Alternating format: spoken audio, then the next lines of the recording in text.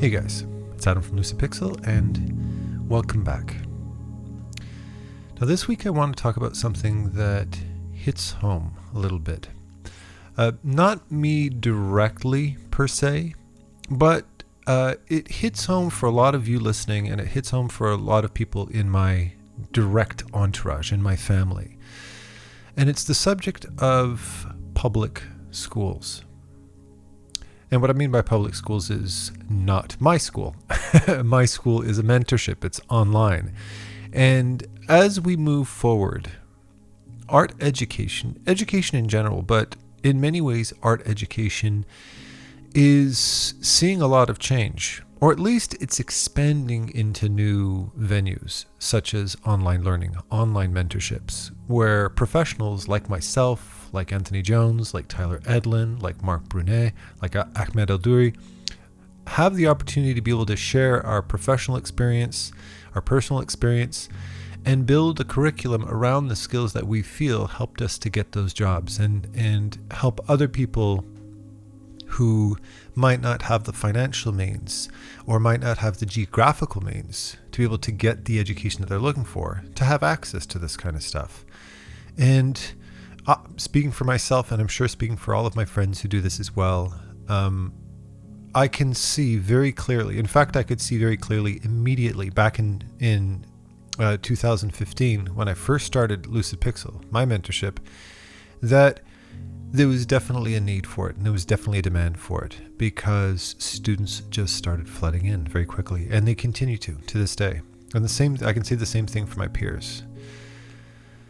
So in that respect, the affordability, the versatility, the specificity of these different online mentorships, my own included,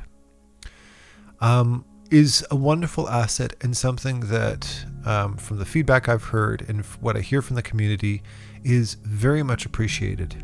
And it's a very big deal, because I can have students in Africa, I can have students in Germany, I can have students in France, I can have students in Russia, I can have students in South America, Australia, New Zealand.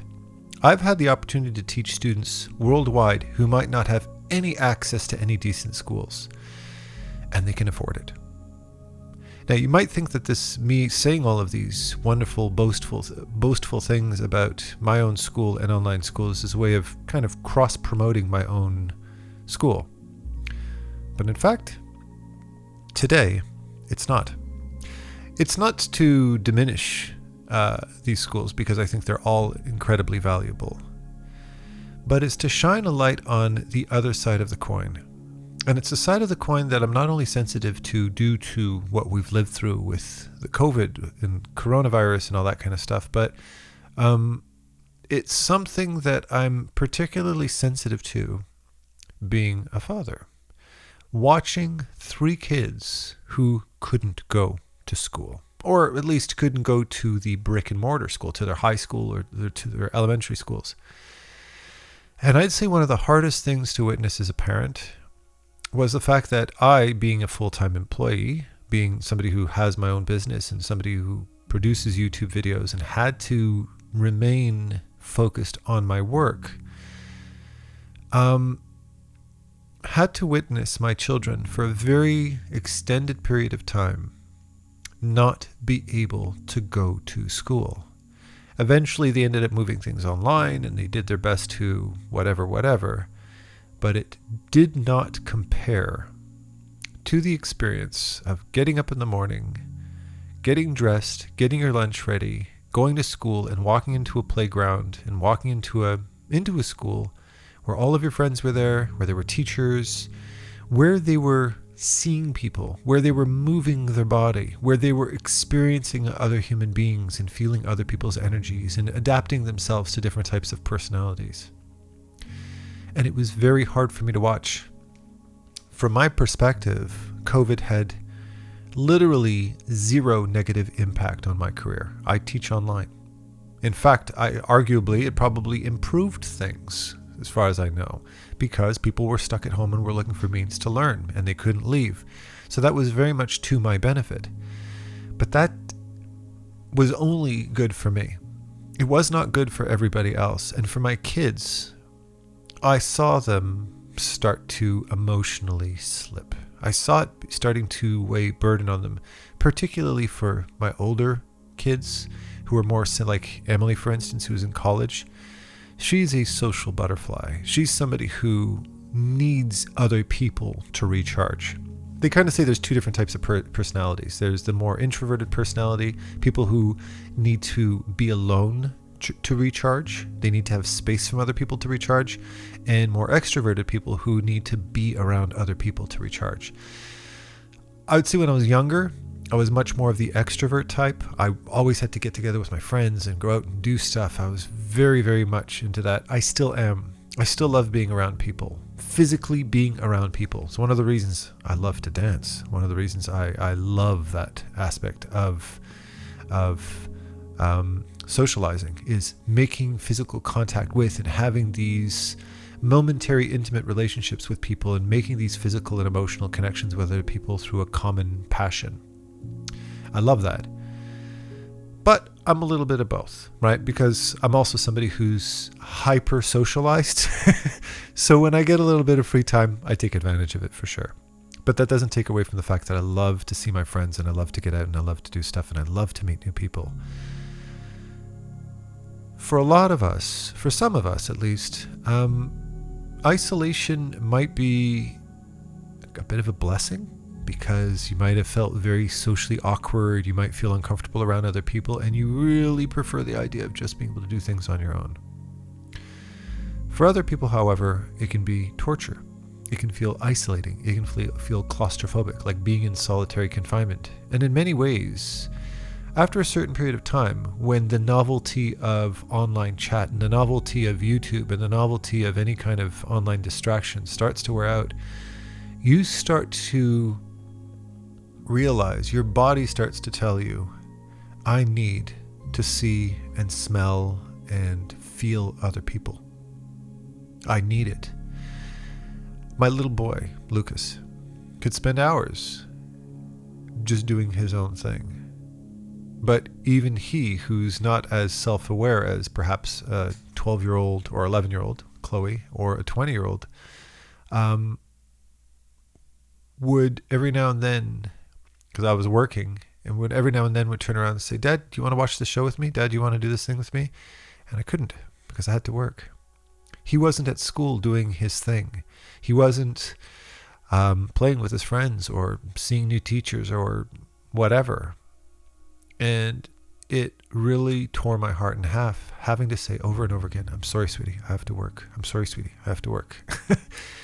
Because he was just sitting there for hours without anything to do. He'd have homework to do, he would have his online classes, but honest to goodness, I really respect the teachers and the teaching institutions for adapting so quickly and trying their best with little to no support from the government very often to keep things going and still managing to bring education to everybody's kids. I really love them for that, and they deserve a lot of love and respect for the selfless work that they put into keeping kids growing. Regardless, there's a side of it that does feel kind of pathetic, isn't it? It's kind of sad and futile to see your children trying to feign social behavior when they're looking at a bunch of screens of other kids that aren't even paying attention, because kids are designed to be social creatures. Kids are designed to wrestle and play and climb and hug and do all those kinds of things, and seeing that not happen was sad. It was really, really sad. And honest to goodness, when they finally opened the doors and they started to let kids back once it was safe to do so, because they did it a few times when it wasn't safe, and that was just pure stupidity, despite the stress that it caused to have them at home. When I was trying to work full time, I was still equally annoyed by the fact that the government tried to rush opening up the schools, and then COVID started to spike. I'm not talking about that. But when things started to clear up, vaccines were out, and the protocol was started to get in place, and it started to become safer for kids to go back to school, I was extremely happy for that. Not for that back to school, freedom from the kids, summer's finally over type of stupid bullshit commercial crap of parents who obviously are too self-absorbed to appreciate the time that they have their kids. Not that. I'm talking about finally knowing that my kids are doing something, finally knowing that my kids are not sitting in front of a TV or sitting in front of an iPhone or whatever to keep themselves busy all day because there's nothing else to do. If this ever happens, by the way, and you happen to have more than one kid, a little piece of advice, especially if one's a little older than the other. My girlfriend ended up having a great solution to that, where she hired my 11-year-old to take care of my 8-year-old. Kept them both busy, and towards the end, right before school started up again, she hired my Chloe, my 11-year-old, to take care of Lucas and to babysit him and cook for him and watch after him. It gave her a greater sense of purpose. It kept them both off of the screens, and they ended up having a lot of fun together. That was actually a really wonderful solution to that problem if you ever run into that. So my hats off to my girlfriend for coming up with that great idea. That definitely helped. But they still weren't seeing their friends. They still weren't going out and going to schools. And that's the whole point of today's talk. It's the fact that as much as I think that this online revolution is, and for a lot of you younger artists out there, you might not even be aware of what the world was like before the internet. I'm 45. I grew up in a world where internet did not exist. And I remember the power of boredom. I remember the power of sitting at home and not knowing what to do, and instinctively telling my mother, I'm going to go out and see if my friends are home, and walking down the street and knocking on my friends' doors to see if there was somebody who I could play with.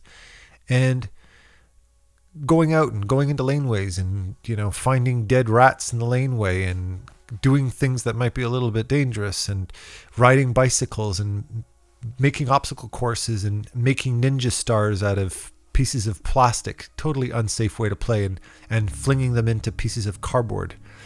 Things like that as a kid that I used to keep myself busy. The social, physical aspect of getting out and doing stuff. That's not something that an online school can replace. And that is a major reason, a major consideration, especially if you're younger and if you haven't gotten that social itch scratched yet, a major reason why I would encourage you to consider a brick and mortar school, purely for the social side of things.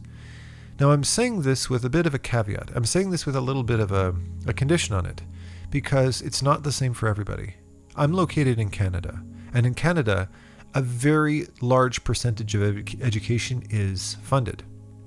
So for me to be able to afford to pay for my children's school is very, very affordable for a parent in Canada. Even for 3 kids, it's very affordable. But the majority of my online students, the large majority of my online students are all from the United States. And it's no surprise why they are from the United States. It's because the cost of education, particularly a more high-end artistic education, is, and the way I've described and a lot of my peers have described who actually live in the States, is criminal. It's criminally expensive. It's criminally expensive, but not only that, if you are one of these fortunate few who do have the funds, either yourself or your parents have the funds to be able to send to these schools, and we're talking hundreds of thousands of dollars a year. It's just it's unfathomable to me that when you do, it's very often this little niche group that, it's very kind of almost, I don't mean to bash anybody who comes from these schools, but it has a bit of an incestuous type of personality, doesn't it? Right? It's kind of like this, we take care of ourselves. We're a part of our little clubhouse, and it's kind of a group of people. It's kind of like you get into this exclusive club, and we take care of our own type of thing. And that, if you look at it from a teacher's perspective, particularly somebody like me who has kind of a global art student art education perspective that isn't exclusive to the United States or Canada or Europe or anything like that, is essentially alienating 95% of us. That there's this golden few who are part of this little exclusive club that have golden doorknobs and golden locks and keys and diamond encrusted windows. Good for them, in my humble opinion. Now, again, I'm not bashing on the students. Some of my favorite artists and the humblest, most wonderfully warm-hearted people in the world come from these excellent schools. And, like Rebecca Sugar, for instance, one of my heroes artistically. And, but it still doesn't exclude the fact that they're institutional. They're cult-like places that kind of like, that they just take care of their own. And if you get in, great. If you don't, well, it's survival of the fittest, and they're too busy enjoying the good life to be able to care about anybody else in that regard. So it's not these aren't institutions that reach out and are inclusive. These are institutions that expect very large paychecks, and institutions that only take care of people who can afford these large paychecks. So to that, I feel in modern day society, that's good for them. But I really have a hard time supporting an institution like that is so exclusive to all of these artists online, that me and a lot of my peers online that teach online support. My artistic community is a global artistic community. It's not a little exclusive little club that only a few people are allowed in or can afford to get into. I'm very anti-business practice in that regard. I've always been very anti-corporate business bullshit. I'm very much against that kind of stuff. But to me, an artistic education, the true quality of an artistic education, is not only the intellectual. It's not only the creative. It's not only the technical. It's just as much the social. So where does that leave you if you're an artist, an aspiring artist with very big dreams who lives in a country like the US that grotesquely overcharge for their art education? What do you do? Well, in my opinion, you've got to find ways to compensate for the lack of social activity. You have to find a way to compensate for that. I would personally recommend that you don't necessarily put yourself in lifelong debt in order to just get an education that is not going to assure you a job anyways. There's no promise you're going to get a job.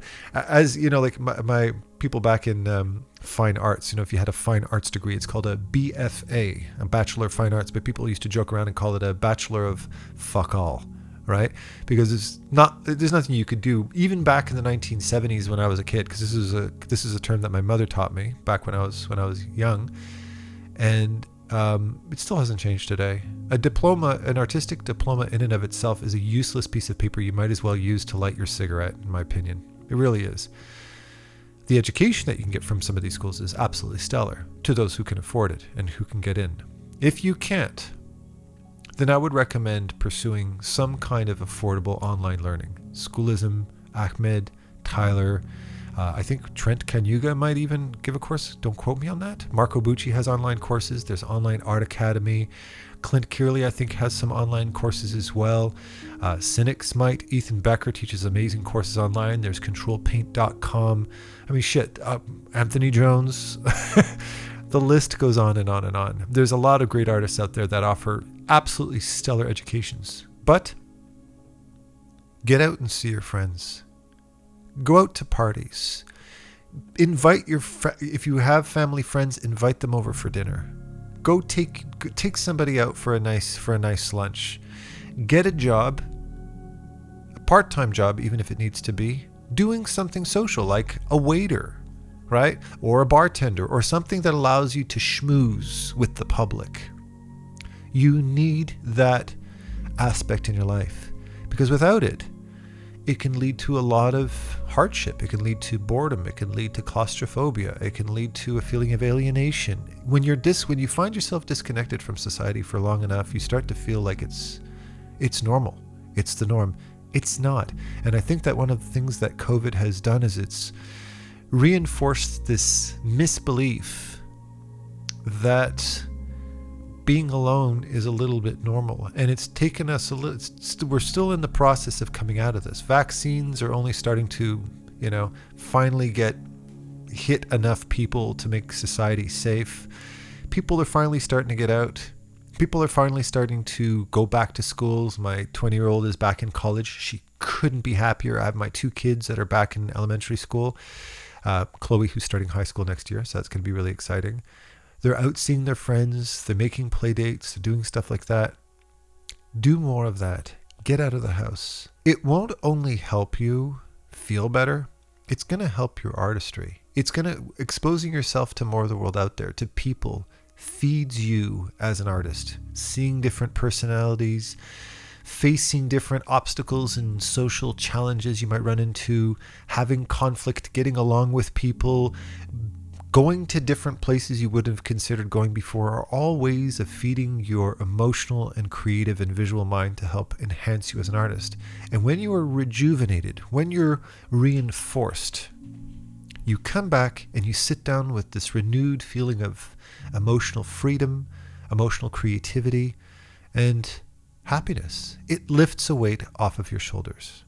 Now, I wouldn't want to put undue pressure on people who are a little bit more introverted, who do get stressed out over being in social places. So what I would recommend for somebody like you is call a friend. Call somebody, your one close true friend, and have them over. Make a point of nurturing your relationships and nurturing your friendships and keeping them in your loop. Let them know that you miss them. Let them know that you want to spend some time with them. And you can hang out. You can go and have a little quiet brunch somewhere. You can invite them over to your house and just hang out and have some fun together. I really recommend doing that because you cannot maintain emotional health if you're alienated and isolated away from other people 365 days a year. And if COVID is testament enough to that, then there's all the proof you need, right? And with that said, of course, I love you all with all my heart. Get out and have some fun, and happy painting. Take care.